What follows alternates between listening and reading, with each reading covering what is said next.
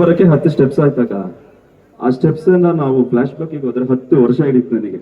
ಆ ಒಂದೊಂದು ಸ್ಟೆಪ್ ಒಂದೊಂದು ಇಂಚಿನ ಬೆಲೆನೂ ನಂಗೆ ಗೊತ್ತಿದೆ.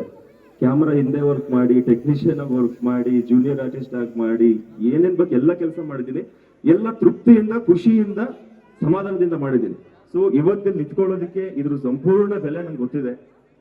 ಅದು ನನಗೆ ಹೇಗೆ ವ್ಯಕ್ತಪಡಿಸ್ಬೇಕು ಅಂತ ಗೊತ್ತಾಗ್ತಿಲ್ಲ. ಇದಕ್ಕೆಲ್ಲ ಕಾರಣ ಆದಂತವ್ರು ನಮ್ಮ ಸಿನಿಮಾ ಪ್ರೊಡ್ಯೂಸರ್ ಭರತ್ ಸರ್.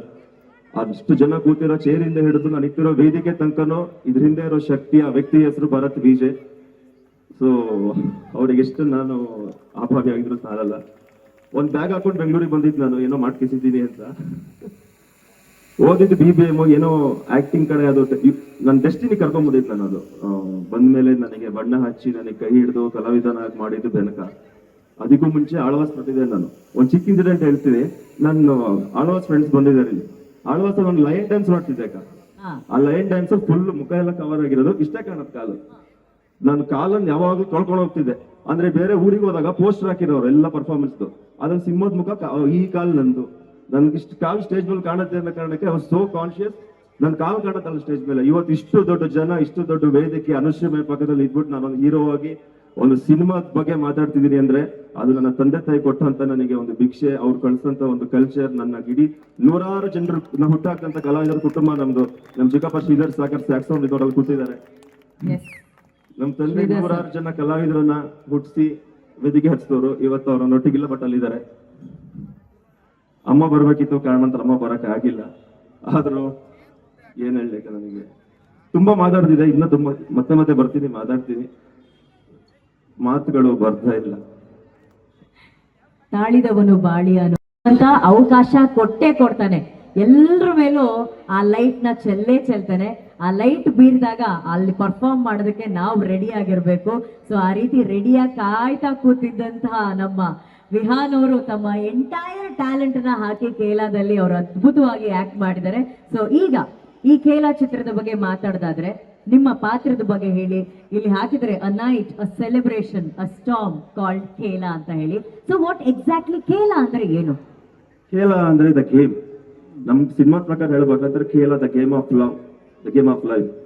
ಅಲ್ಲಿರುವಂತ ಒಂದು ಭರತ್ ಅನ್ನೋ ಪಾತ್ರ ಪ್ರತಿಯೊಬ್ರು ಯಾರಿದಾರೆ ಗೊತ್ತಾ, ಎಲ್ರೂ ಲೈಫ್ ಇರೋ ಪಾತ್ರ. ಏನೋ ಅದ್ಭುತವಾಗಿರೋ ಮೇಕಿಂಗ್, ಒಂದು ಸಿನಿಮಾ ಒಂದು ಬ್ಯೂಟಿಫುಲ್ ಅನ್ನೋದ್ಕಿಂತ ಇಲ್ಲಿರೋ ಪ್ರತಿಯೊಬ್ಬರು ಲೈಫಲ್ಲೂ, ನನ್ನ ಲೈಫಲ್ಲೂ, ನಮ್ಮ ತಾಯಿ ಲೈಫಲ್ಲೂ, ನಮ್ಮ ತಮ್ಮ, ನಮ್ಮ ಕಾಲೇಜ್ ಲೈಫ್, ಫ್ರೆಂಡ್ಸ್ ಏನಾಗುತ್ತೋ ಅದನ್ನ ಎಕ್ಸಾಕ್ಟ್ ಹೆಂಗಿದೆಯೋ ಅದನ್ನ ಹಂಗೆ ತಂದು ನಮ್ಮ ಡೈರೆಕ್ಟರ್ ಚೆನ್ನಾಗಿ ತೋರಿಸಿದ್ದಾರೆ. ಸೊ ನಮಗಿರೋ ಕಾನ್ಫಿಡೆನ್ಸ್ ಏನಂದ್ರೆ ಪ್ರತಿಯೊಬ್ಬರಿಗೂ ಕನೆಕ್ಟ್ ಆಗುತ್ತೆ.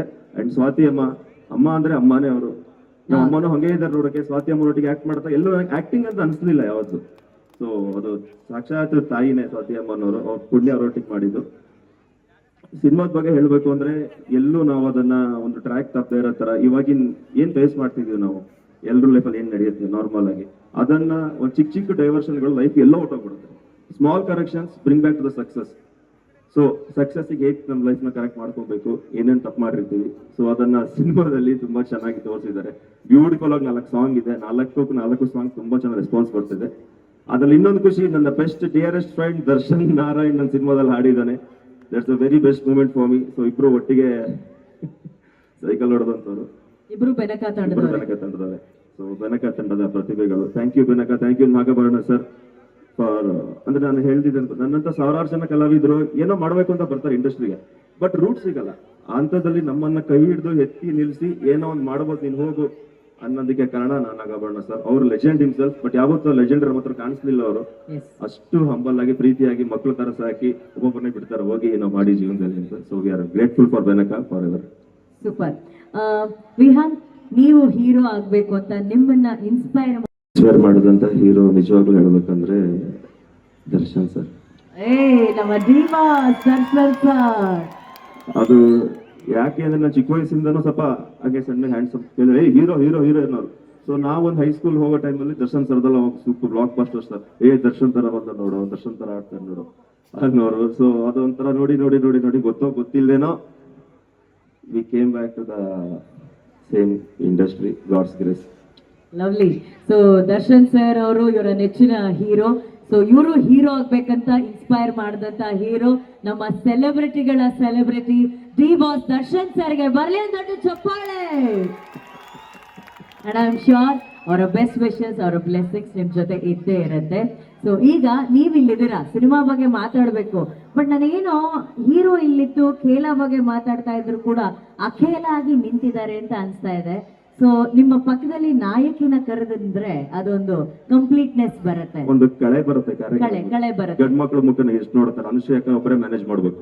ಅಪ್ಪ, ಅಲ್ಲ ನನ್ ಮುಖ ನೋಡ್ಬೋದು ಅವರು, ಇವ್ರು ನನ್ನ ಕನ್ಸಿಡರೇ ಮಾಡಿಲ್ಲ. ಅನುಶ್ರೀ ಒಬ್ಬರೇ ಮ್ಯಾನೇಜ್ ಮಾಡ್ಬೇಕು, ನಾವ್ ಬಂದು ಹೋಗ್ತಿರ್ತೀವಿ ಇನ್ನೊಂದು ಕಳೆ ಕೇಲ ಹೀರೋ ನೀವು.